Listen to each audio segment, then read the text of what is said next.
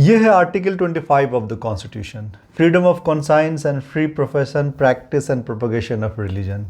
सभी को कॉन्साइंस की आज़ादी है। अगर आप भारत के नागरिक हैं तो आपको किसी भी धर्म को प्रोफेस, प्रैक्टिस एंड प्रोपगेट करने की आज़ादी है। मतलब आप अपनी अंतरात्मा की आवाज़ सुनने के लिए आज़ाद हैं। किसी भी धर्म को खुलेआम स्वीकार करने के लिए, पालन करने के लिए और किसी भी धर्म का प्रचार प्रसार करने के लिए आज़ाद है। ये हमारे देश का संविधान कहता है। लेकिन जब एक हिंदू परिवार में जन्म लेने वाले आयुष मलिक अपनी अंतरात्मा की आवाज़ सुनकर और इस्लाम धर्म को स्वीकार करता है तो हमारे देश की पुलिस, मीडिया, पॉलिटिशियन, धर्मगुरु और देश के अंधभक्त नागरिक आयुष मलिक को इस अधिकार से वंचित क्यों करना चाहते हैं। महात्मा बुद्ध के संदेश को सुनकर कोई बौद्ध धर्म अपना सकता है, गुरु नानक के संदेश को सुनकर कोई सिख बन सकता है, मोहम्मद के पैगाम को सुनकर कोई मुस्लिम क्यों नहीं बन सकता। आयुष मलिक ने प्रॉफेट मोहम्मद के मैसेज को जाना, समझा, फिर विश्वास किया। मेरा सवाल आपसे है कि क्या कोई किसी धर्म को ब्लाइंडली फॉलो कर सकता है जब तक कि आप उस धर्म को जान और समझ ना लें।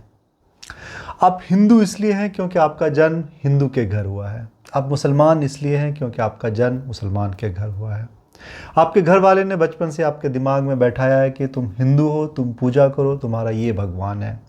किसी के घर वालों ने बचपन से दिमाग में ये बैठाया है कि तुम मुसलमान हो। ये ठीक वैसा ही है जैसा एक बच्चे को बचपन में बता दिया जाए मिस्टर ए तुम्हारा बाप है, और अगर मिस्टर ए उस बच्चे का बायोलॉजिकल फादर ना भी हो तो बच्चा उस आदमी से उतना ही प्यार करेगा जितना एक बच्चा अपने रियल फादर से करता है।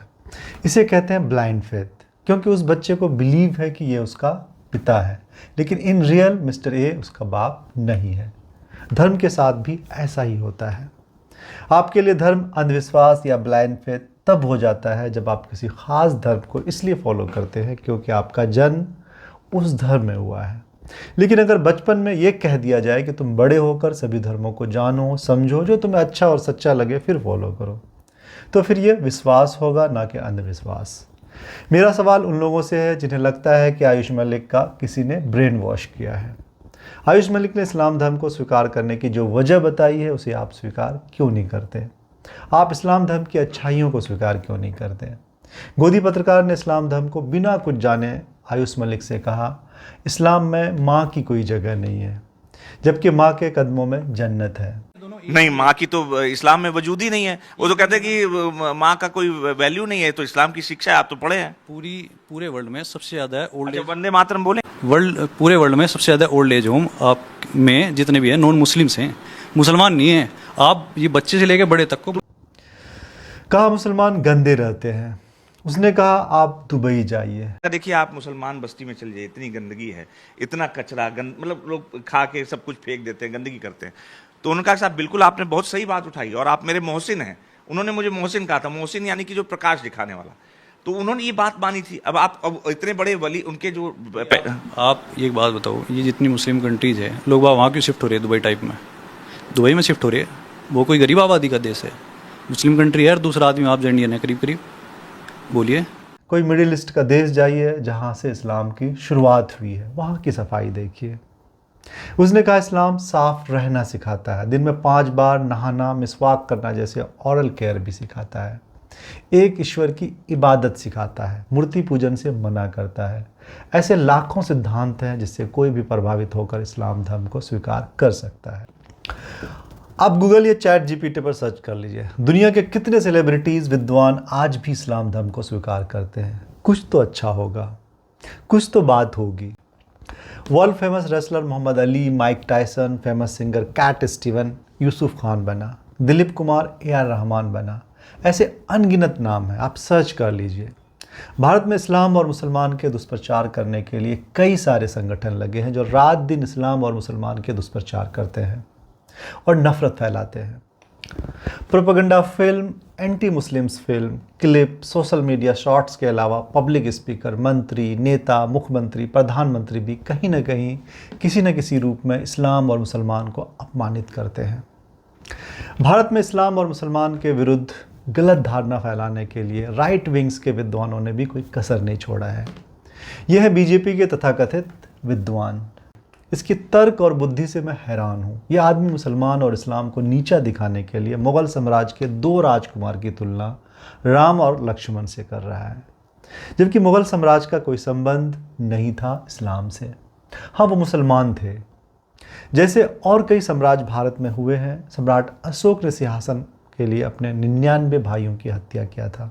इसका मतलब ये नहीं हुआ कि हिंदू अपने भाई की हत्या कर सकते हैं। भारत में ऐसे तथाकथित अनगिनत विद्वान हैं जो गलत नैरेटिव के सहारे इस्लाम और मुसलमान को बदनाम करते हैं। मुसलमान के लिए भारत में मुग़ल साम्राज्य या औरंगजेब आइडियल नहीं है। मुसलमान के लिए प्रोफेट मोहम्मद के बाद अबू बकर, हज़रत उमर या हज़रत अली की खिलाफत का दौर का इंसाफ आइडियल है। मुसलमानों के लिए सलाहुद्दीन अय्यूबी, खालिद बिन वलीद, तारिक बिन जियाद जैसे क्रूसेडर या धर्म योद्धा, ये सब आइडियल है। अगर कोई साम्राज्य आइडियल है तो वह है उस्मानी सल्तनत, जिसे आप ओटोमन अम्पायर कहते हैं, जहाँ इंसाफ था, रिलीजियस टॉलरेंस था, दुनिया का एक शांतिपूर्ण साम्राज्य था। एक झूठ ये भी बोला जाता है कि दुनिया में जहाँ भी इस्लाम है वहाँ शांति नहीं है। आप फैक्ट चेक कर लीजिए, आज भी दुनिया का सबसे शांतिपूर्ण देश सऊदी अरब है, जहाँ भारत के लाखों हिंदू मुस्लिम शांतिपूर्ण तरीके से रहते हैं। पूरी दुनिया से लोग वहाँ रोजगार के लिए जाते हैं। मेरी बात गलत लगे तो आप फैक्ट चेक कर सकते हैं। सबसे ज़्यादा मुस्लिम आबादी वाला देश इंडोनेशिया है, जो बहुत ही शांतिपूर्ण है। कश्मीर से लेकर फ़िलिस्तीन तक, Afghanistan, Iraq, Libya, Jordan, Yemen, जहाँ भी अशांति है उसका कारण या तो अंग्रेज़ है या अमेरिका, ना कि इस्लाम या मुसलमान। भारत के अनपढ़ और गवार जैसे लोग कहते हैं कि इस्लाम अपनी बहन से शादी करता है, जो सरासर गलत है। आपको बहुत रेयरली कज़न मैरिज मिल सकता है।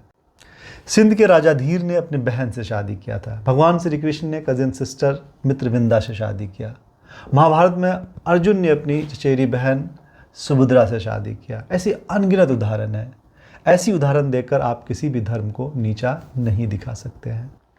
लोग मुसलमानों को तलाक देने वाला बताकर बदनाम करते हैं। मैं आपको इससे जुड़ी हुई इंटरेस्टिंग फैक्ट बताता हूँ। डेटा कहता है कि तलाक मुसलमान से ज़्यादा हिंदू देते हैं। कुरान तलाक देने से मना करता है। कुरान कहता है ईश्वर या अल्लाह तलाक को सबसे ज़्यादा नापसंद करता है। तलाक आखिरी सिचुएशन है जब लोगों का साथ जीना मुश्किल हो जाए।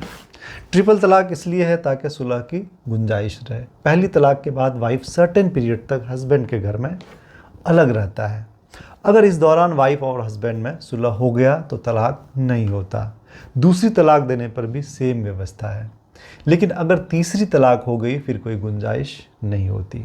फिर वाइफ और हस्बैंड के बीच कोई संबंध नहीं होता और एक दूसरे से दोबारा शादी नहीं कर सकते। लेकिन कुछ सिचुएशन है जिसमें एक्स हस्बैंड अपनी एक्स वाइफ से दोबारा शादी कर सकता है। उसकी एक्स वाइफ की कहीं शादी हो गई हो, किसी कारणवश वहाँ भी उनका तलाक हो गया हो, तो एक्स हस्बैंड दोबारा शादी कर सकता है। लेकिन इसमें शर्त है कि तलाक ऑटोमेटिकली होना चाहिए। ये अगर कभी ऐसा हुआ, ये प्री प्लान नहीं हो सकता। इसी सिचुएशन के आधार पर लोग हलाला जैसी झूठी बनावटी कुरीति को फैलाकर मुसलमानों को बदनाम करते हैं। ठीक इसी तरह जिहाद, आतंकवाद, गजवाए हिंद जैसी मनगढ़ंत बातों को फैलाकर मुसलमान और इस्लाम के विरुद्ध नफरत फैलाया जाता है। इन सब बातों पर हम किसी और वीडियो में आपसे बात करेंगे। लोग इस्लाम को इतना ज़्यादा स्वीकार क्यों करते हैं? क्या इसके पीछे तलवार था? आज कोई लालच या ब्रेन वॉश है? इस पर आपको ईमानदारी से सोचना होगा। ऐतिहासिक तथ्य बताते हैं कि भारत में इस्लाम का परिचय 3 माध्यमों से हुआ है। पहला, अरब व्यापारियों का मालाबार तट पर आगमन। दूसरा, निजामुद्दीन औलिया जैसे सूफी संतों का प्रभाव। तीसरा, दिल्ली सल्तनत और मुगल साम्राज्य का काल। इस संबंध में पूरी जानकारी के लिए आप हमारा पिछला वीडियो देख सकते हैं। इस्लाम में दूसरे धर्म से अलग क्या बात है जिसके कारण लोग इस्लाम की ओर आकर्षित होते हैं? इस्लाम में मूर्ति पूजन वर्जित है। एक ईश्वर की इबादत करना सिखाता है। समानता है, दान और परोपकार है, जस्टिस है। संपूर्ण जीवन व्यतीत करने के लिए एक एक पल के लिए कुरान और हदीस गाइड करता है। इस्लाम धर्म के अनुयायियों को जीवन के सिद्धांत में कहीं कोई कन्फ्यूज़न नहीं होता। ऐसे कई कारण हैं जिसके कारण लोग दुष्प्रचार होने के बावजूद भी इस्लाम सबसे तेज़ी से फैलने वाला धर्म है। आपको हमारा वीडियो कैसा लगता है? हमें किस टॉपिक पर वीडियो बनाना चाहिए? कमेंट में हमें ज़रूर बताइए। मिलते हैं फिर अगले वीडियो के साथ। धन्यवाद।